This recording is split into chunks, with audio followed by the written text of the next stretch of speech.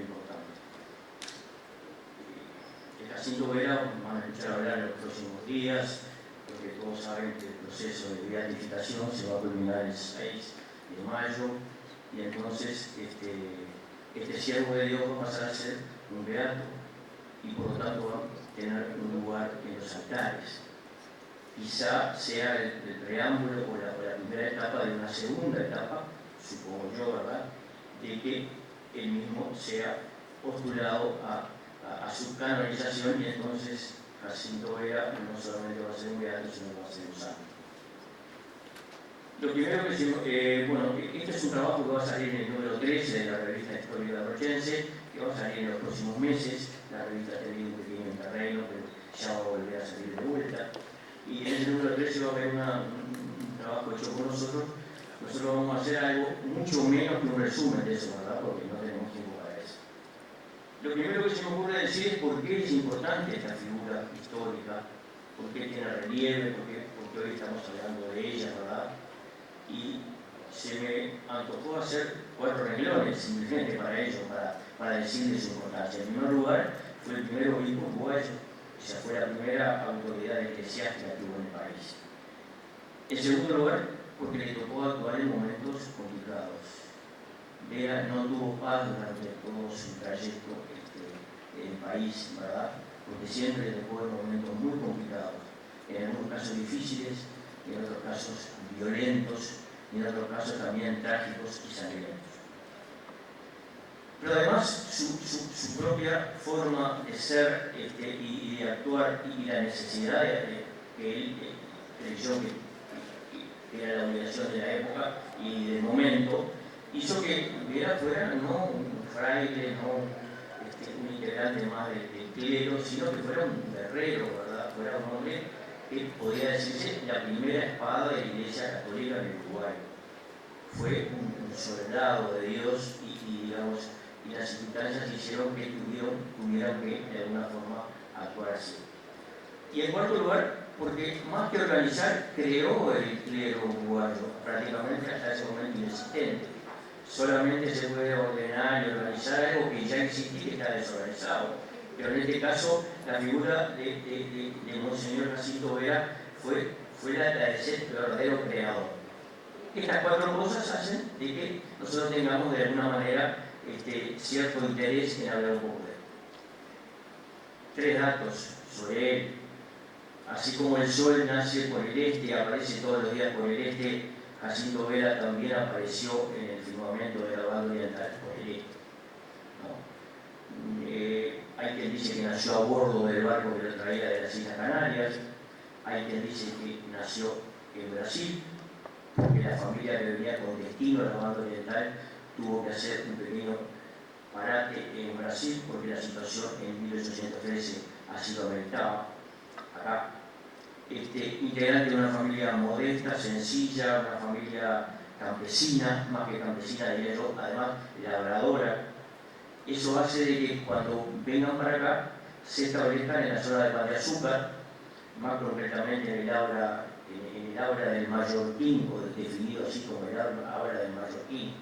Lugares, ¿por qué? Porque allí había algunos contactos y él pasa a estar de puestero en un establecimiento de un conocido.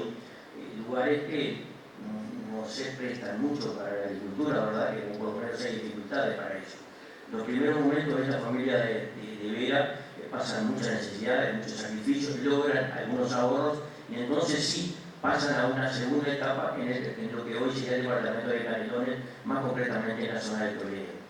Lugar obviamente totalmente distinto del que venía, ¿verdad? Un lugar con otras posibilidades económicas, con otras posibilidades sociales, un lugar con mucha mayor población.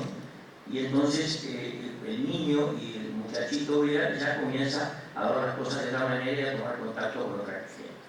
Su principal contacto y figura muy destacada en su posterior formación eclesiástica, Lázaro Badera, ¿no?, un fraile franciscano que va a influir notablemente en él, al punto de que incluso logra convencerlo de ir a Montevideo y establecerse allí en la llamada Casa de los Ejercicios. Después de esas primeras etapas en Montevideo, él integra el Ejército de Oribe, vuelto a su establecimiento familiar, integra el ejército boliviano. Vamos a decir que no era un gran soldado, no era una persona que hacía cosas desde el punto de vista administrativo en ese ejército, ¿verdad? Pero sucede un hecho muy importante, y es que a través de Juan Manuel de Rosas los jesuitas vuelven a Buenos Aires y allí abren una serie de establecimientos y lugares de enseñanza, y Jacinto Vera se va para Buenos Aires y allí va a empezar a estudiar, a formarse como un verdadero religioso, ¿verdad? Y va a volver al Uruguay en 1841, no eligió una fecha precisamente buena, la Guerra Grande ya estaba instalada, y allí es cuando comienza su tarea eclesiástica ya como un sacerdote, ¿verdad? Rápidamente nosotros vamos a hablar de los asuntos posteriores, ¿verdad? Todos esos problemas con el presidente Pereira, fundamentalmente con el presidente Berro, que era católico, y otras cosas más, ¿verdad? Pero todas esas circunstancias, más esas ideas nuevas que venían en un borbollón incontenible, que ponían un poco en tela de juicio la influencia de la Iglesia, tanto desde el punto de vista espiritual, filosófico, como también político, hizo que tuviera una cantidad de problemas y tuviera que o exilarse o desterrarse voluntariamente en Buenos Aires, o hubo obligado por la vía de los hechos. En 1865 vuelve de vuelta ya a Montevideo, pero vuelve ya nombrado como obispo, o sea que ahí comienza la actividad de hoy. Su actividad futura va a estar marcada por la venida de los jesuitas a Montevideo, hecho clave en la vida de Vera, porque ahí se va a sentir seguro, ahí se va a sentir que tiene unos heladeros importantes que lo van a apoyar y que van a integrar una especie de pequeño cuerpo de élite que va a andar con él para todos lados y lo va a sostener. Y él se va a poner al frente de ese cuerpo. Ahí comienza una cosa muy importante en la vida de este obispo, que es la llamada visitas pastorales, o sea, con esa gente, con los jesuitas, respaldados por los jesuitas, y al frente de ellos, él se dispone a recorrer el país profundo, con todas las situaciones todas las dificultades que eso significaba, ¿verdad? Caminos inexistentes, caminos peligrosos, generalmente se usaban los meses de otoño y los meses de primavera, evitando esos calores de verano. Era gente que no estaba acostumbrada, gente que físicamente incluso no estaba apta para andar en esos carruajes, o incluso a veces a pie en algún lado, ya que no era gente que andaba mucho a caballo, ¿verdad? Bueno, en el año 65 visita por primera vez a la zona del este y llega a Rocha en el año 65. Estando Monseñor Jacinto Vera y los jesuitas en Rocha, se incendia la capilla, se prende fuego en la capilla, o en la capilla se prende fuego. Bueno, no hay ninguna persona, por más cándida que sea, que pueda pensar de que la presencia de Jacinto Vera en Rocha y el incendio de la capilla son dos cosas que no tienen nada que ver, ¿verdad? O sea, ya se veía una gran animosidad respecto a estas visitas pastorales. Recordar que estas visitas pastorales eran muy importantes porque la gente nunca había visto ese tipo de cosas, porque no estaba acostumbrado a ver estas delegaciones con esos estandartes, con esas vestimentas, con esos cirios, con esos cánticos, o sea, una cosa que llamaba poderosamente la atención. Y había entonces, por supuesto, organizada por las propias comunidades religiosas del lugar, gente que los recibía con flores y con mucho algarabía, con mucho entusiasmo. También había algunos que no lo recibían de esa manera. Progresivamente van visitando otros lugares, el litoral, por supuesto. En una de las visitas al litoral muere un sacerdote Chelos, que era famoso, y que muere una persona obesa, digamos, o sea, muere en la circunstancia por el calor, ¿no? Y también recorre el norte. En el norte, de alguna forma, tiene muchísimos problemas, ¿no? Los problemas de Rivera, por ejemplo, que obviamente no podemos hablar acá de eso, son realmente significativos, ¿no? Allí la línea fronteriza, piedras, tiros, armas de fuego, cohetes, ruidos insoportables para que esta gente religiosa no pudiera efectuar su ceremonia, en fin, una cantidad de cosas. ni que hablar de Tacuarembó, ni incluso un muerto. ¿Verdad? Antes de eso, en 1875, Vera visita Rocha por segunda vez. Aparentemente sin problemas, recorrió casi todo el departamento, castillos.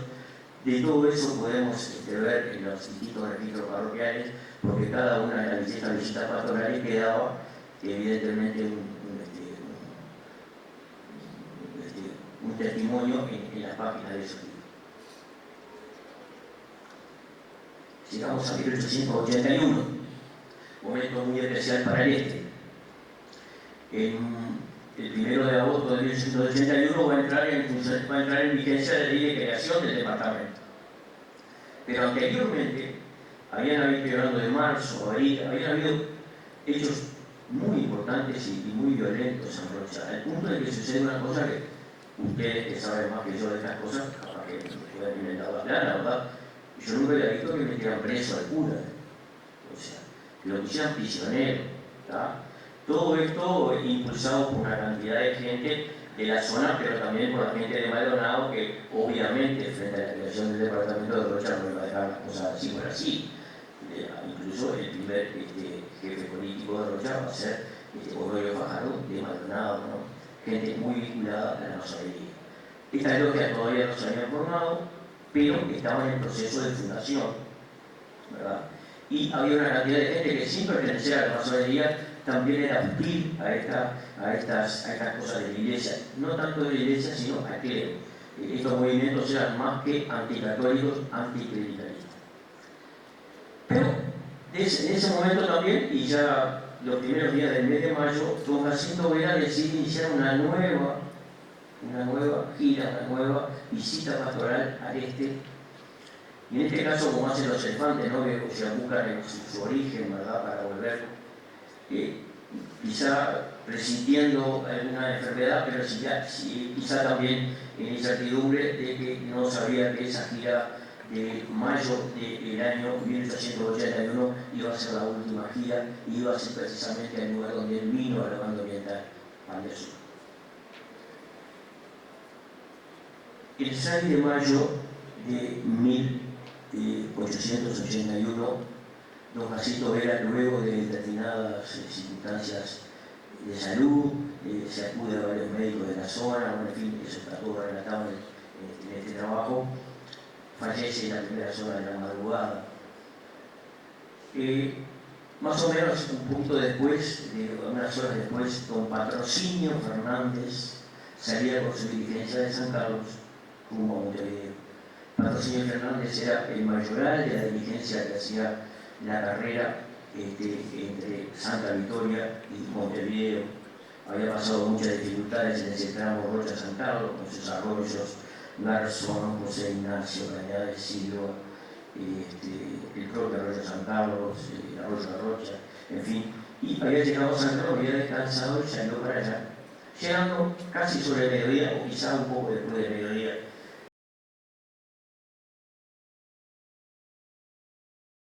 Casas, los ranchos, un pequeño detalle de una capilla, se sabía que era una capilla porque tenía una cruz arriba, una fonda donde paraba la diligencia y allí había alguna especie de servicio y poca cosa más.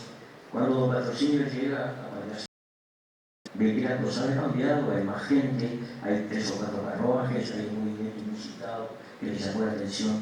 Y cuando se bajó un grupo de personas, lo contrataron inmediatamente, lo saludaron y le dijeron que tenían la necesidad de trasladar a don Jacinto Vera hacia Pando, que era donde estaba la punta de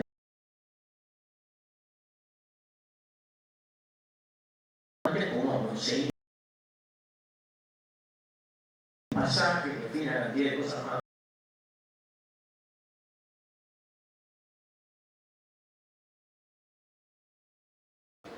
Está muerto el hombre. Entonces, bueno, un Patrocinio casi se cae, ¿verdad? O sea, todavía peor la cosa. Bueno, lo cierto es que en las próximas horas lograron acomodar el cuerpo de Jacinto Vera, lo pusieron en unas cosas de hojalata, le hicieron un armazón de madera y lograron meterlo en la diligencia de Patrocinio. Quienes conocemos, ya termino, estos movimientos y estas situaciones que pasaron por el este, con estos movimientos, con estos cambios filosóficos y el mundo de las ideas, sabemos que Patrocinio Fernández de Rochense, Patrocinio Fernández en su diligencia llevando el cadáver de don Jacinto Vera, era algo realmente icónico, ¿verdad? Una cosa así. Bueno, finalizo acá diciendo que este es el triste destino de este obispo, diciendo que el este ha sido protagonista en este tipo de cosas, diciendo que en estos momentos el país estaba la sociedad uruguaya estaba en esos cambios irreversibles, y diciendo que muy poco después va a haber un soldado de reemplazo que también lo va a aportar el este, ¿verdad? Más concretamente San Carlos, con la figura de Mariano Soler, un hombre que también va a ser un guerrero, que también se va a enfrentar, que también le va a estar mandando permanentemente mensajes a la oposición que estaban ahí, estaban dispuestos a defender la iglesia. Y sobre todas las cosas, una persona de otro mundo, ya de otro ambiente, pero quizá del mismo destino.